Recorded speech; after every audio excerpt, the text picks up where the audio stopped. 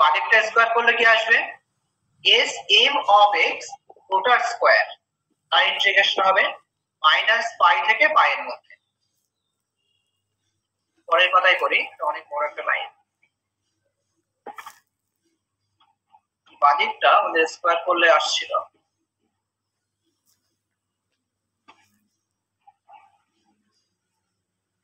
S M of x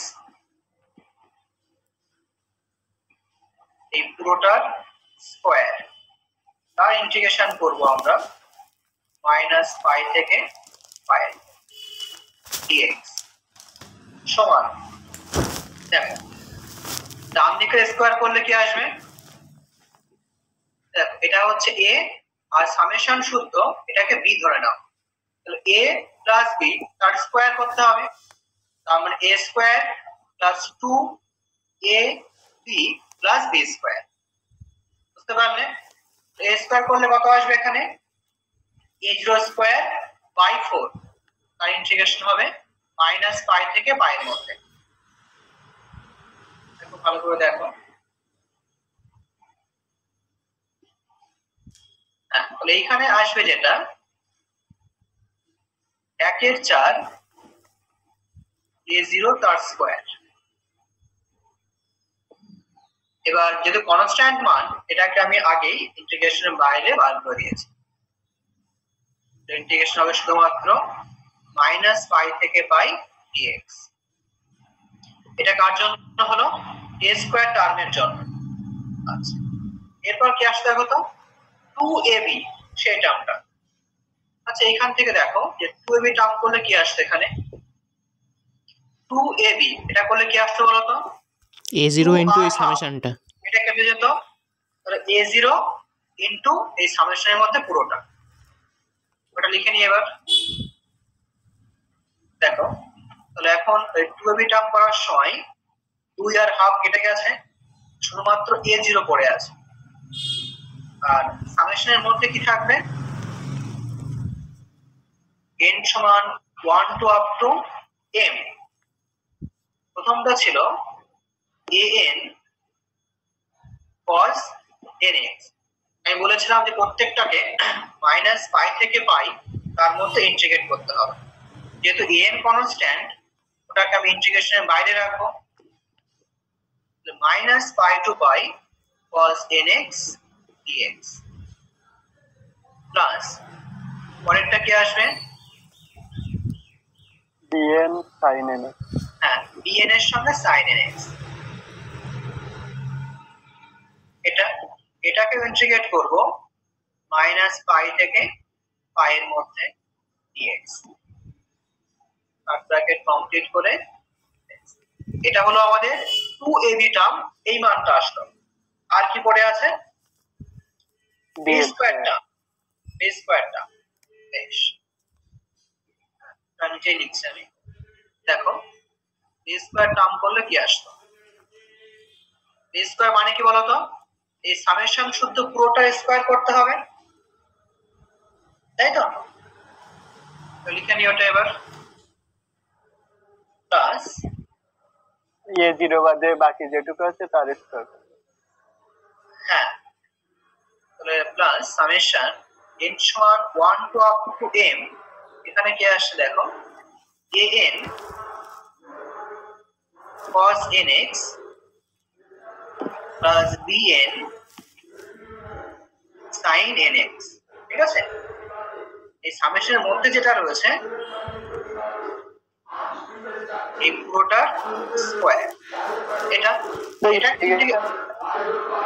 বলো integration দিলে না, হ্যাঁ ওটা বলবো তো, এটাকে ইন্টিগ্রেট করব মাইনাস পাই থেকে পাই, integration minus pi to pi x। দেখো বুঝতে পারলে কিনা এটা,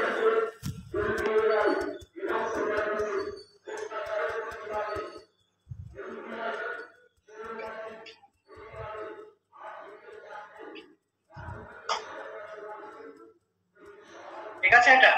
হ্যাঁ ঠিক আছে, হ্যাঁ ঠিক আছে। হ্যাঁ একটু ভালো করে শুনবে, এটা একটু বোঝার বিষয়, পরে মনে থাকবে না। ইকুয়ালস টু এটা বলো আগে, মাইনাস পাই থেকে পাই ডিএক্স, এটা করলে কত আসে? 2 পাই, তাই তো? হ্যাঁ। তাহলে প্রথমটা আসছে, হ্যাঁ,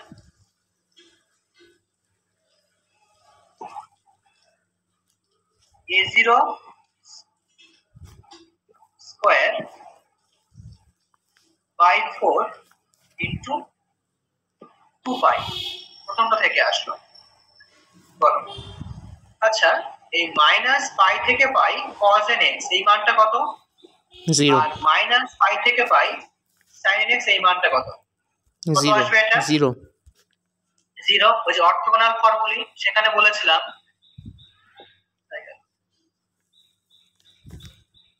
এই যে মাইনাস পাই থেকে পাই এর মধ্যে sin nx বা cos nx এর মান হচ্ছে 0।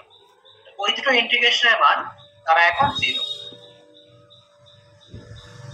তো পেজ মাঝখানে ব্ল্যাঙ্ক পড়ে গেছে, যাই হোক। হ্যাঁ, এই যে integration minus pi to pi cos nx এই মানটা 0, পরেরটাও 0। দ্বিতীয় টার্মটা কিন্তু আর থাকছে না। ক্যালকুলেট করব আমরা দ্বিতীয় টার্ম।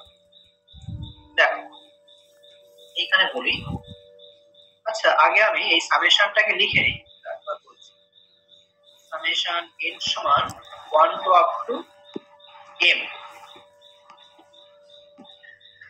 আচ্ছা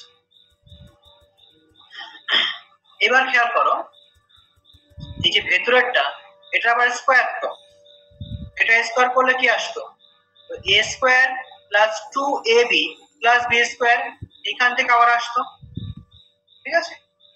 তো এখানে দেখো প্রথমটা স্কয়ার করলে কি আসতো? তার আগে আমি একটু সূত্র নিচে লিখে নিই, তাহলে একটু সুবিধা হবে। এই অবধি থাক, সূত্র লিখে নিচ্ছি।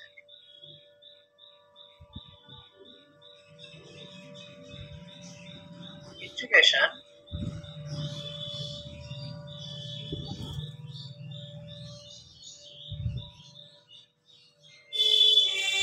মাইনাস পাই টু পাই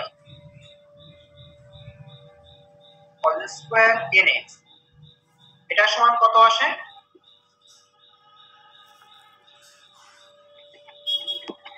আচ্ছা আমি একটা একটু করে দেখাই, হ্যাঁ, পরের থেকে আর করবো না। দেখো এটাকে আমরা ইভালুয়েট করতাম কি করে বলো তো? হাফ দিয়ে অ্যাডজাস্ট করব। করে পুরি আসতাম এখানে, তাই তো? Half integration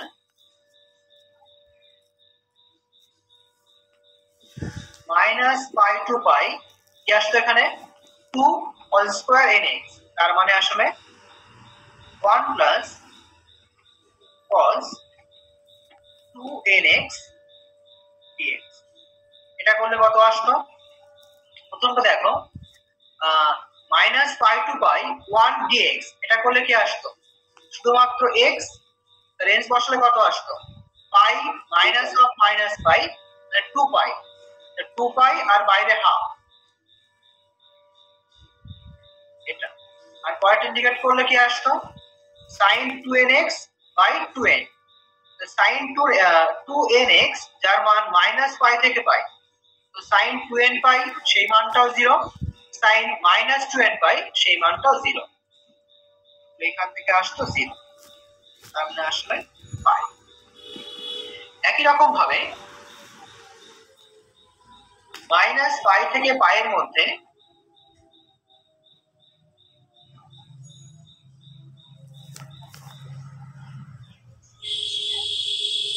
sin square nx dx এটাকে অংশ করে ভাঙালে ওই একই রকম ক্যালকুলেট করলে এটা সমান পাই আসবে। আচ্ছা আরেকটা minus pi to pi cos nx sin nx dx এই মানটা কত আসবে? 0 আসবে। বলেছিলাম হ্যাঁ যে sin cos এই গুণফল থাকলে সেই মানটা 0, ঠিক আছে? বেশ, এবার চলে এসো আমাদের প্রমাণে। দেখো এইখানে যখন আমরা এই যে an cos nx plus bn sin nx এই স্কয়ারটাকে আমরা ভাঙতাম, তো এখানে কি আসতো? দেখো প্রথমে আসতো a স্কয়ার টার্ম, মানে সামেশনের মধ্যে আমাদের এমনটা আসতো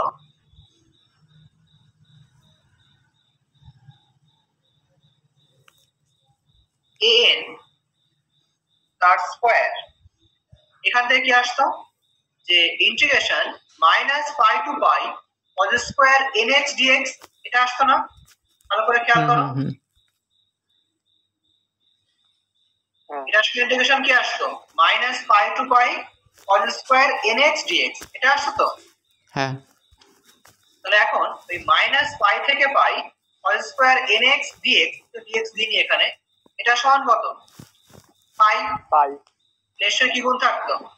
একটা পাই গুণ থাকতো। পাই গুণ থাকতো।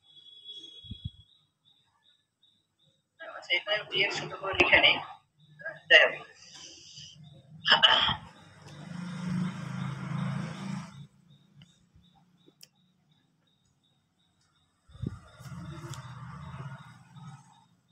একই রকম ভাবে বলো পরেরটা কি আসতো? bn square pi. আচ্ছা, তাহলে a square plus b square টার্মটা লিখি, তাহলে bn তার স্কয়ার, তার সঙ্গে কি আসতো integral minus pi to pi sin square nx dx, তো minus pi to pi sin square nx dx, এটা মানেও পাই। তাহলে এখান থেকে কি আসছে দেখো, bn square into pi plus আর কি থাকতো 2ab টার্ম, পরেরটা কি আসছে দেখো, plus 2an bn integration minus pi to pi cos nx sin nx dx। এখন এই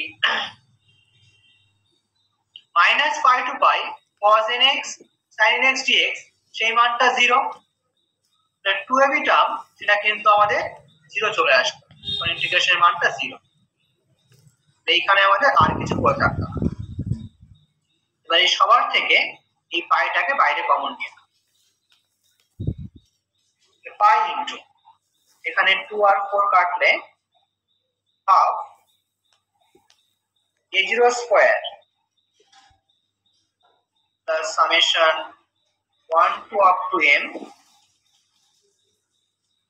an তার স্কয়ার bn তার স্কয়ার, এটাকে আমি জানলাম। দেখো বুঝতে পারলে কিনা?